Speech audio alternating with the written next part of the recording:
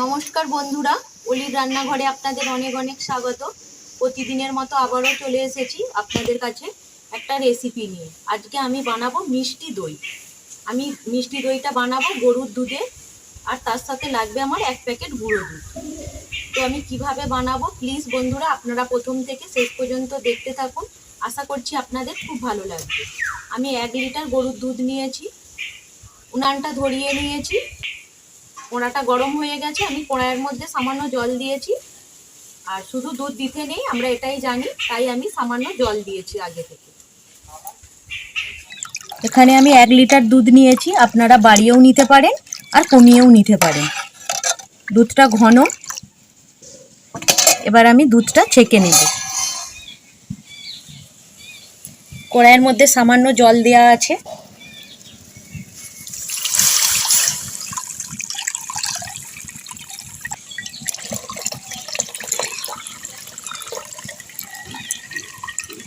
দুধটা ছেঁকে নিয়েছি, এবার আমি দুধটা জাল করে নেব।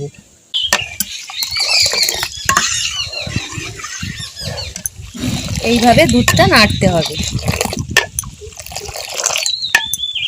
আর দুধটা আমি ঘন করে নেব। আমি 1 প্যাকেট গুঁড়ো দুধ নিয়েছি, 10 টাকার প্যাকেটের গুঁড়ো দুধটা এবার আমি ঢেলে নেব বাটিতে। গুঁড়ো দুধটা দিচ্ছি একটাই কারণ, দইটা খেতে খুবই ভালো লাগবে। এবার আমি গুঁড়ো দুধের প্যাকেটটা কেটে নেব। প্যাকেটটা কেটে নিয়েছি। মিষ্টি দইটা বানানোর জন্য যে দম্বুল লাগবে আমার, সেটা আমি নিয়েছি টক দই। এই যে আমি টক দই নিয়েছি, দইটা বানানোর জন্য টক দই লাগবে। আর নিয়েছি এখানে 3টে এলাচ মুখ ফাটিয়ে নিয়েছি, গুঁড়ো দুধ, টক দই আর এলাচ। আর নিয়েছি চিনি, এখানে আমি হাফ বাটি চিনি নিয়েছি। দুধটা আমি ফুটিয়ে ঘন করে নেব, আর এইভাবে অনবরত নাড়তে থাকবো। দুধটাকে অনবরত এইভাবে ওপরে তুলতে হবে, আবার ফেলে দিতে হবে। এইভাবে দুধটাকে জাল করে নিতে হবে।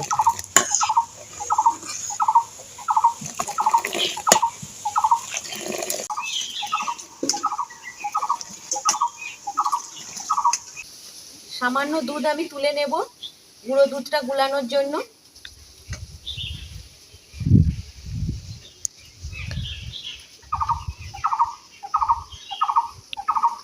সামান্য দুধ আমি তুলে নিয়েছি, দুধটা একটু ঠান্ডা করে নেব, দিয়ে গুঁড়ো দুধটা দিয়ে আমি এটা গুলে নেব। আর গরম থাকতে থাকতে গুঁড়ো দুধ দিলে তাহলে আর গুঁড়ো দুধটা ভালো মতো গুলবে না।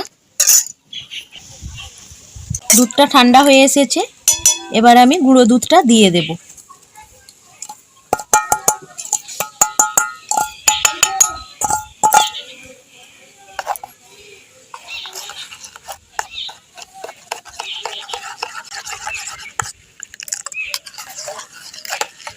দুধটা অনেকটাই ঘন হয়ে এসেছে, এবার আমি গুঁড়ো দুধটা দিয়ে দিচ্ছি।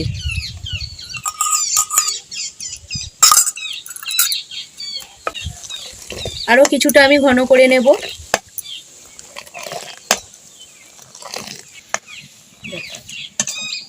এবার দিয়ে দেব আমি চিনি।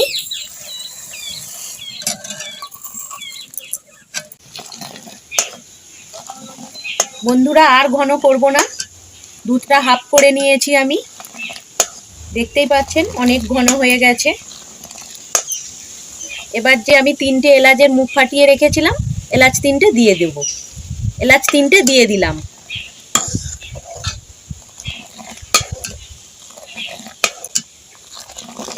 এবার নামিয়ে নেব।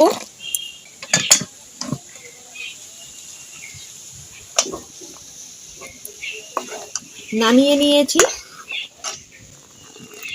এবার আমি একটু ঠান্ডা করে নেব।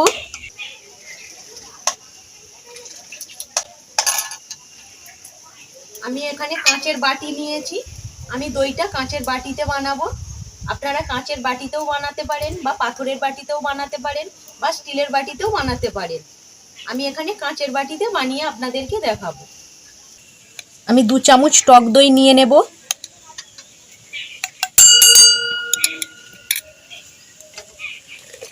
দুধটা একটু ঠান্ডা হলে এখান থেকে দুধ নিয়ে আমি টক দইয়েতে দেব, দিয়ে টক দইয়ের সাথে গুলিয়ে নেব। দুধটা অনেকটাই ঠান্ডা হয়ে এসেছে। আমি এবার সামান্য দুধ নিয়ে এই দইয়ের মধ্যে দিয়ে দেব। এবার টক দইয়ের সাথে দুধটা আমি ভালো মতো মিশিয়ে নেব।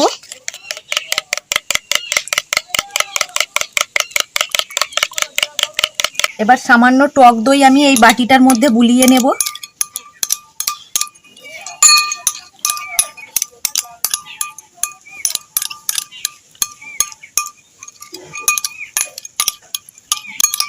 বুলিয়ে নিয়েছি, এই বাটিটার মধ্যেও বুলিয়ে নেব।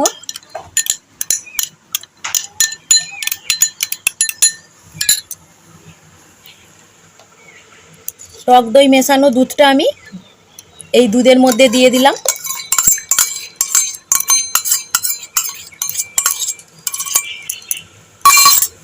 আমি এখানে সাদা দই বানাচ্ছি, আপনারা চাইলে লাল দইও বানাতে পারেন।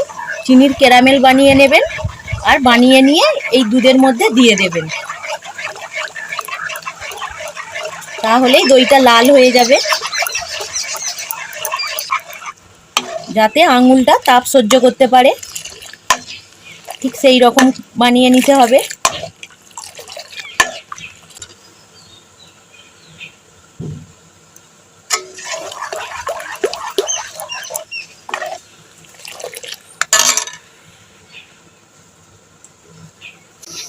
দেখতে পাচ্ছেন বন্ধুরা, আমি আঙুল দিচ্ছি, আমার আঙুলটা তাপ সহ্য করতে পারছে। ঠিক এই রকম বানাতে হবে। এবার আমি দুধ নিয়ে এই বাটির মধ্যে দিয়ে দেব।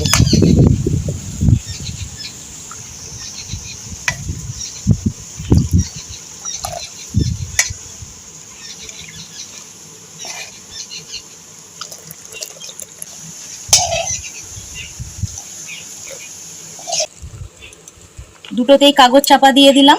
এবার ভারী কিছু চাপা দিয়ে দেব আর গরম জায়গায় রেখে দেব।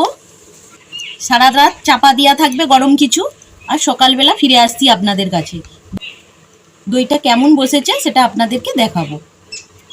এবার আমি গরম জায়গায় চাপা দিয়ে রেখে দেব। দইটা বসে গেছে ভালো মতো, আপনাদের কাছে চলে এসেছি দইয়ের দুটো বাটি নিয়ে।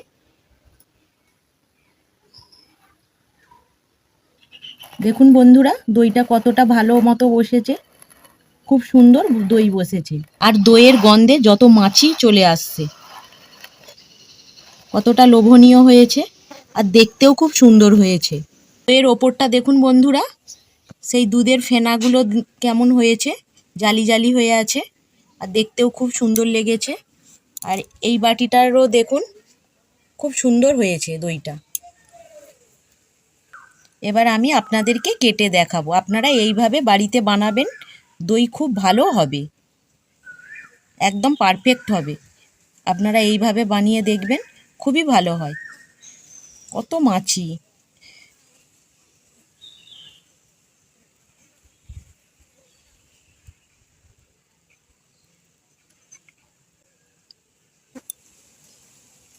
দেখতে পাচ্ছেন বন্ধুরা কতটা ভালো হয়েছে দইটা।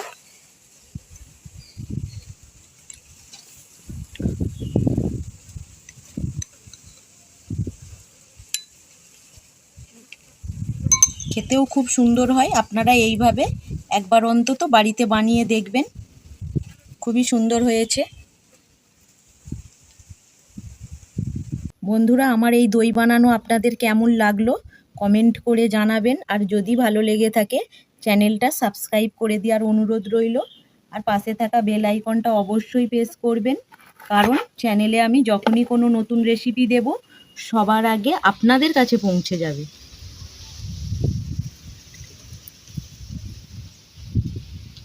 দেখতে পাচ্ছেন বন্ধুরা, একদম দোকানের মতো। বন্ধুরা, আপনাদের মিষ্টি দই বানানো কেমন লাগলো আপনারা কমেন্ট করে জানাবেন। আর যদি ভালো লেগে থাকে চ্যানেলটা সাবস্ক্রাইব করে দেওয়ার অনুরোধ রইল। আর পাশে থাকা বেল আইকনটা অবশ্যই প্রেস করবেন, কারণ চ্যানেলে আমি যখনই কোনো নতুন রেসিপি দেব সবার আগে আপনাদের কাছে পৌঁছে যাবে।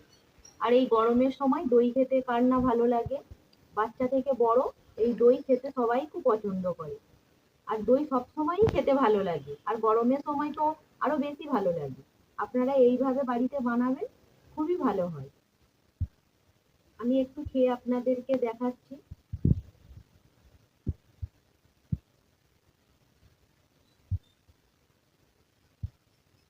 খুব সুন্দর হয়েছে বন্ধুরা, একদম দোকানের মতো। মনে হবে না যে এটা বাড়িতে বানানো দই, মনে হচ্ছে যেন দোকান থেকে কিনে আনা হয়েছে। একদম পারফেক্ট হয়েছে, মিষ্টিটাও খুব সুন্দর হয়েছে। আর আপনারা ফ্রিজের মধ্যে রেখে দেবেন, ঠান্ডা ঠান্ডা লাগবে, আরো বেশি খেতে ভালো লাগবে। ভিডিওটা এখানেই শেষ করছি। আপনারা ভালো থাকবেন, সুস্থ থাকবেন। ধন্যবাদ।